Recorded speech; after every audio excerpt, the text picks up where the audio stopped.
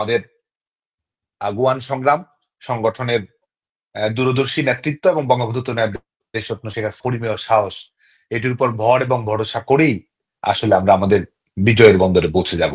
আমার এই অনুষ্ঠানে আপনাদের একেবারে তৃণমূলের বেশ কিছু কর্মী আমার সঙ্গে যুক্ত হয়েছেন। তারা এক একজন আগুনের গোলার মতো। তা আপনারা যেরকম কর্মসূচি দিচ্ছেন, তারা মনে করছে আরো শক্ত কর্মসূচি তারা চায়। তারা এরকম ধীর গতির কর্মসূচি তারা চায় না। আমাদের কর্মীরা তো অনেক প্রাগ্রসর, এবং কর্মীরা আমাদের সংগ্রামকে এগিয়ে নেওয়ার ক্ষেত্রে তারা সত্যিকার অর্থেই আগুয়ান হয়ে রয়েছে। বাংলাদেশ একটা রাজনৈতিক আগ্নেয়গিরির মধ্যে রয়েছে, এবং আমাদের নেতা কর্মীরা সবচেয়ে বেশি তেজদীপ্ত, সবচেয়ে বেশি সংগ্রাম মুখর, সবচেয়ে বেশি সৃজনশীল, এবং তারা অনেক ধাপ এগিয়ে সময়ের তুলনায়, এবং লড়াইকে এগিয়ে নিয়ে যাওয়ার জন্য ফয়সালা কিভাবে করতে হবে ছাত্রলীগের নেতা কর্মীরা সেটি নির্ধারক ভূমিকাটাই পালন করতে চায়। কিন্তু আমরা মনে করি যে আমাদের যে বৃহত্তর গণতান্ত্রিক আন্দোলনের ধারাবাহিকতা, যেখানে আমরা অনেকগুলো লক্ষ্য অর্জন করতে চাই, এই লক্ষ্যের কোনোটাই কিন্তু দলীয় লক্ষ্য নয়। এই লক্ষ্যটি বাংলাদেশের মানুষের ভাগ্যের সঙ্গে সম্পর্কিত। এই লক্ষ্যের অংশগুলো বাংলাদেশের মানুষের মর্যাদার সঙ্গে সম্পর্কিত। কারণ আমরা বিভিন্ন জন বিভিন্ন রাজনৈতিক দল করতে পারি, কিন্তু বাংলাদেশে তো আমরা একটা প্রতিযোগিতামূলক রাজনীতি দেখতে চাই, একটা স্থিতিশীলতা আমরা দেখতে চাই, গণতান্ত্রিক প্রক্রিয়া আমরা সবার অংশগ্রহণ নিশ্চিত করতে চাই, মানুষের ভোটের মাধ্যমে, মানুষের রায়ের মাধ্যমে ক্ষমতার পরিবর্তন হবে সেটি নিশ্চিত করতে চাই, শান্তিপূর্ণ ক্ষমতা হস্তান্তরের ধারণাটা আমরা নিশ্চিত করতে চাই, দেশে আমরা স্থিতি চাই, দেশে আমরা এক ধরনের নিরাপত্তা চাই।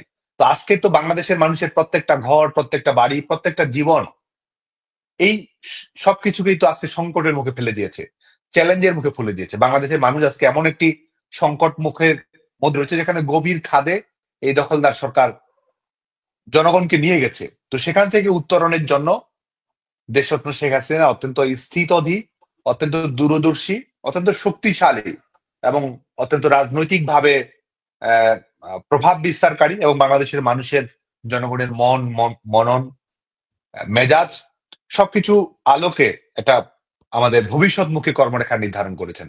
যে কারণে আমি মনে করি যে আমাদের আগুয়ান সংগ্রাম সংগঠনের দূরদর্শী নেতৃত্ব এবং বঙ্গবন্ধু দেশরত্ন শেখ হাসিনার পরিমেয় সাহস, এটির উপর ভর এবং ভরসা করেই আসলে আমরা আমাদের বিজয়ের বন্দরে পৌঁছে যাব।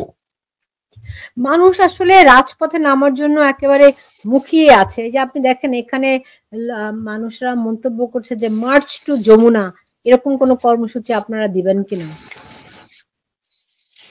মানুষ তো অলরেডি বলা শুরু করেছে। যখন লকডাউন ঘোষণা করা হলো, তখন কিন্তু মানুষই বলেছে। আমরা সামাজিক যোগাযোগ মাধ্যমে দেখেছি সাধারণ মানুষ যারা হয়তো আওয়ামী লীগ করে না, লীগ বা অন্য কোনো সংগঠনের সঙ্গে কখনো কোনো অবস্থাতে সম্পৃক্ত ছিল না, তারা বলছে এটা হলো নমুনা, সামনে দখল হবে যমুনা। তো মানুষের মধ্যে কিন্তু সেই স্পিরিটটা আছে, মানুষের মধ্যে সেই তেজটা আছে, মানুষ সেই স্বপ্নটা দেখছে। কারণ মানুষ সেই দখলদার সরকারের বিদায় দেখতে চায়। এটা বাংলাদেশের মানুষের একটা সামষ্টিক স্বপ্নে পরিণত হয়েছে, কারণ এই স্বপ্নটি বাস্তবায়িত না হলে আসলে তার জীবনটি নিরাপদ থাকছে না। তো যে কারণে এই যমুনা দখল হবে, দখলদার সরকার বিদায় নিবে, এবং যারা এই 15-16 মার্চ এবং জুলাই আগস্টে যারা হত্যাযজ্ঞ চালিয়েছে, তারা বাংলাদেশে বিচারিক প্রক্রিয়ার আওতায় আসবে, এবং 16-17 মাস ধরে যারা বাংলাদেশে লুটপাট করেছে, ইন্ডেমনিটি আইন দিয়েছে। আজকে দেখুন যে ন্যায় বিচারের দণ্ডমুণ্ডের হর্তাকর্তা কারা বসে আছে, যারা ইন্ডেমনিটি দিচ্ছে, যারা বিচার বিভাগীয় নিরপেক্ষ তদন্ত করার সুযোগটুকু পর্যন্ত দেয়নি, যারা কোনো ধরনের বিচারিক নৈতিকতা, কোনো ধরনের আইনগত নিরপেক্ষতা, কোনো ধরনের রাজনৈতিক বৈধতার বালাই যাদের কাছে নেই, তারা আজকে দণ্ডমুণ্ডের হর্তাকর্তা হয়ে বসে আছে। যে কারণে আজকে আমি দৃঢ়ভাবে বিশ্বাস করি যে বাংলাদেশের মানুষ, সমস্ত দলমত, বিশ্বাস, যারা একটা নিজের দেশপ্রেমের তাগিদ থেকেই হোক, মানব কল্যাণের জায়গা থেকে হোক, বাংলাদেশের ভূত এবং ভবিষ্যৎ নিয়ে নিজেদের অবস্থানের কারণেই হোক, তারা একটা সুন্দর এবং আরো আরো উপযোগী গণতান্ত্রিক বাংলাদেশ তারা দেখতে চায়। তো সে কারণে আজকে কিন্তু সমস্ত মোহনা, সমস্ত রাজনৈতিক স্রোত একটা বিন্দুতে মিলিত হয়েছে, সেটা হচ্ছে যে এই যমুনা দখল করতে হবে, যমুনা দখল করে দখলদার সরকারকে হটাতে হবে, এবং হটিয়ে হটিয়ে উচিত শিক্ষা দিতে হবে, এবং সেটা রাজনৈতিক, আইনগত, ন্যায় বিচার প্রত্যেকটির সঙ্গে সম্পর্কিত। কবে নাগাদ, কিভাবে করবেন? আমি মনে করি যে আন্দোলন সংগ্রামের যে স্তরে আমরা রয়েছি, এই স্তরের প্রথম ধাপই হচ্ছে যে এই দখলদার সরকারকে পরিবর্তন করে বাংলাদেশে একটা নিরপেক্ষ সরকার প্রতিষ্ঠা করা। যে নিরপেক্ষ সরকারের মাধ্যমে বাংলাদেশে প্রথম কথা আমাদের ডেমোক্রেটিক ট্রানজিশনটি স্মুথ করা সম্ভব হবে, যে ডেমোক্রেটিক ট্রানজিশনটি টেকসই হবে, যে ডেমোক্রেটিক ট্রানজিশনটি বাংলাদেশের ভবিষ্যৎকে নিরাপদ করবে, সিকিউরিটি দিবে। আজকে দেখুন যে বাংলাদেশের যে অবস্থার মধ্যে আছে, বাংলাদেশের আজকে একতরফা ইলেকশনের দিকে যাচ্ছে। বাংলাদেশের মানুষের তো এই প্রহসনের রায়ের প্রতি যেমন আগ্রহ ছিল না, এই প্রহসনের নির্বাচনের প্রতিও তো বাংলাদেশের মানুষের কোনো আগ্রহ নেই। এবং সে কারণেই বাংলাদেশের মানুষ সেই গণতান্ত্রিক প্রক্রিয়া অংশগ্রহণটি সর্বাগ্রে দেখতে চায়। তো যে কারণে আমি মনে করি যে আন্দোলনের প্রথম ধাপ হচ্ছে নিরপেক্ষ সরকার প্রতিষ্ঠা করা। এবং নিরপেক্ষ সরকার, আমি মনে করি যে দখলদার সরকারকে নির্বাচন ছাড়াই বিদায় নিতে হবে। কারণ দখলদার সরকারের সেই দক্ষতা নেই, দখলদার সরকারের সেই নিরপেক্ষতা নেই। দখলদার সরকার এই প্রত্যেকটা ক্যাটাগরিতেই ভয়াবহ রকমের ব্যর্থতার পরিচয় দিয়েছে। যে কারণে আমি মনে করি যে যে টাইমলাইন তারা নির্বাচনের জন্য রেখেছে, এই টাইমলাইনের মাধ্যমে আসলে এই টাইমলাইনের মধ্যেই আসলে দখলদার সরকারকে বিদায় নিতে হবে। তারা নির্বাচনের তফসিল ঘোষণা করুক বা না করুক, জনগণ আসলে এই দখলদার সরকারের বিদায়ের তফসিল ঘোষণা করেছে। এবং আমি মনে করি যে নির্বাচনের যেমন সময়সীমা থাকে, যে এতদিন আগে তফসিল ঘোষণা করতে হয়, আজকে বঙ্গবন্ধু কন্যার দেশ স্বপ্ন শেখ হাসিনার বিরুদ্ধে এই প্রতারণা, প্রতিহিংসা এবং প্রতিশোধের রায়ের মাধ্যমে জনগণের অলিখিত রায় যেমন ঘোষিত হয়েছে, জনগণের অলিখিত আন্দোলনের তফসিলও ঘোষিত হয়েছে। এই নির্ধারিত সময়ের মধ্যে আসলে এই দখলদার সরকারকে বিদায় নিতে হবে। সাদ্দাম, এমনিতে আমরা দেখেছি 5ই আগস্টের আগে ছাত্রলীগের ভেতরে যারা খুব মারধর করেছে, তারা পরবর্তীতে তাদের প্রায় প্রত্যেককে আমরা দেখেছি তারা শিবির কর্মী হিসেবে আবির্ভূত হয়েছে। তো গত 15 মাসে আপনারা কি দলটিকে শুদ্ধ করতে পেরেছেন? এটি তো প্রমাণিত হয়েছে, এবং বিশেষ করে যারা অপরাধমূলক কর্মকাণ্ডের সঙ্গে সম্পৃক্ত থেকেছে, বিভিন্ন ধরনের বিভিন্ন ধরনের সংগঠন বিরোধী, নীতি বিরোধী কর্মকাণ্ডের সঙ্গে সম্পৃক্ত থেকেছে, তাদের অনেকেই এই স্বাধীনতা বিরোধী মৌলবাদী সংগঠনটির সঙ্গে সম্পৃক্ত, এবং তারা যে ইনফিল্ট্রেশনের আশ্রয় গ্রহণ করার মাধ্যমে নিজস্ব স্বার্থ বাস্তবায়ন করেছে, বাংলাদেশ ছাত্রলীগকে সাধারণ শিক্ষার্থীদের কাছে ভুলভাবে উপস্থাপন করতে চেয়েছে, এবং জুলাই আগস্ট যে তারা টার্গেট কিলিং এর ঘটনা ঘটিয়েছে, এটি তো তারা প্রমাণিত হয়ে গেছে।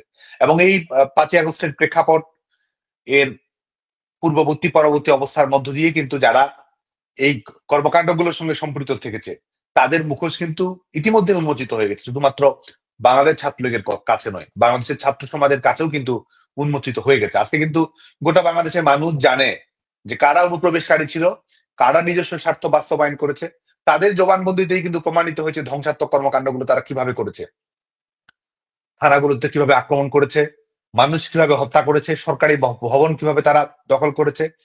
আপনি কেপিআই এর কথা বললেন, সেগুলোতে তারা কিভাবে আহ নির্মম ধ্বংসযজ্ঞ চালিয়েছে, প্রমাণিত হয়েছে। এবং তারা, আমি মনে করি যে অনুপ্রবেশকারী কারা, এটা শুধু ছাত্রলীগের কাছে নয়, এটা বাংলাদেশের মানুষের কাছে পরিষ্কার হয়ে গেছে, এবং এটি এক ধরনের মানুষের কাছে উন্মোদ হয়ে গেছে। এবং বাংলাদেশ ছাত্রলীগ, তার যে কর্মীরা রয়েছে, যে কর্মীরা এই সংগঠনের আদর্শটি ধারণ করে, যারা একটা রাজনীতি আমরা কেন করি, সংগঠন আমরা কেন করি, আমরা তো দিন বদলের কথা ভাবি, আমরা তো সমাজকে বদলে দেওয়ার স্বপ্ন দেখি, সামাজিক ব্যবস্থায় বৈপ্লবিক পরিবর্তন চাই, আমরা তো মানুষের ক্ষমতায়ন চাই, রাজনৈতিক অংশগ্রহণ চাই। এবং রাজনীতিকে আমরা মনে করি যে এটি নিজের বৃত্ত বৈভব ক্ষমতা দখলের হাতিয়ার নয়। এই রাজনীতি হচ্ছে মানুষের জীবনযাপন পরিবর্তনের উপায়, সমস্যা সমাধানের উপায়। তো যারা এই সত্যিকারের অঙ্গীকারগুলো বিশ্বাস করে, আজকে তারাই ছাত্রলীগ করছে, তারাই কারাগারে যাচ্ছে, তারাই সংগ্রাম করছে, তাদের অনেকে হয়তো নির্বাসনেও আছে। যে কারণে আসলে সময়ের খেলায়, রাজনীতির খেলায় আসলে এই সাদা কালোর যে বিভেদ, এটি উন্মোচিত হয়ে গেছে। এবং যে কারণে আমাদের সংগ্রামটিকে সাফল্য মণ্ডিত করার ক্ষেত্রে সংগঠনের আত্মবিশ্বাসও বৃদ্ধি পেয়েছে। এই এই ধরেন ডক্টর ইউনূসের যে দুঃশাসন, এটা ঠেকাতে অনেকেই মাঠের লড়াইয়ের উপর জোর দিচ্ছেন। তো আপনারা কতটুকু প্রস্তুত আছেন? আমি মনে করি যে আমাদের নেতাকর্মীরা প্রস্তুত হয়েছে, এবং নেতাকর্মীরা আওয়ামী লীগের যে রাজনীতি, জাতির বঙ্গবন্ধু শেখ মুজিবুর রহমানের যে রাজনীতি, এটি কিন্তু একই সঙ্গে সংগঠনকে প্রস্তুত করা, কর্মীদেরকে প্রস্তুত করা, এবং একই সঙ্গে জনগণকে প্রস্তুত করা। জনগণের প্রত্যাশা, তাদের সমস্যার সীমাবদ্ধতা, সেগুলোর আলোকে সমস্যা সমাধান করার চেষ্টা করা, সেটির মাধ্যমে আন্দোলন সংগ্রামকে এগিয়ে নিয়ে যাওয়া। এটি কিন্তু বঙ্গবন্ধুর রাজনীতি, এটি কিন্তু বঙ্গবন্ধু কন্যা এই রাজনীতির চর্চা করেই কিন্তু আমাদের সামরিক স্বৈরাচার হটিয়েছেন, গণতন্ত্র প্রতিষ্ঠিত করেছেন, এবং বাংলাদেশের অভূতপূর্ব উন্নয়ন সম্পন্ন করেছেন বঙ্গবন্ধু কন্যার দেশ স্বপ্ন শেখ হাসিনা। এই গণভিত্তির উপর ভর করি, যে কারণে আমরা আমাদের এই প্রস্তুতিটিকে আমরা একটা সামষ্টিক পর্ব হিসেবে মনে করি। এটির সাংস্কৃতিক কালপর্ব রয়েছে, এটি সংগ্রামের কালপর্ব রয়েছে, এটির গণসংযোগের কালপর্ব রয়েছে, এটি দখলদার সঙ্গে চ্যালেঞ্জ করার কালপর্ব রয়েছে, এটি অবৈধ সরকারের বিরুদ্ধে মুক্তিবাহিনী ভূমিকা অবতীর্ণ হওয়ার কালপর্ব আছে। তো আমি মনে করি যে আমরা সেই পরিস্থিতিতে আছি। গোটা বাংলাদেশে আসলে সত্যিকার অর্থেই গোটা দেশটাই তো কারাগার, গোটা একটা বড় কারাগার। আর যারা ঘরে বাইরে বিভিন্ন জায়গায় আছে, গোটা বাংলাদেশের মানুষই তো শঙ্কিত, বা গোটা বাংলাদেশের মানুষই তো কারারুদ্ধ।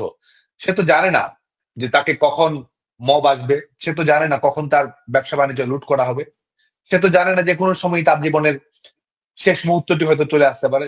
পরিবার জানে না তার পরিবারের নারী সদস্যরা আজকে সুস্থ মতো সুন্দর মতো ফিরতে পারবে কিনা, এবং ছেলেমেয়েরা চাকরি পাবে না। নিশ্চিতভাবে এটি আজকে বাংলাদেশের সামাজিক পারিবারিক রাজনৈতিক বাস্তবতায় পরিণত হইতো।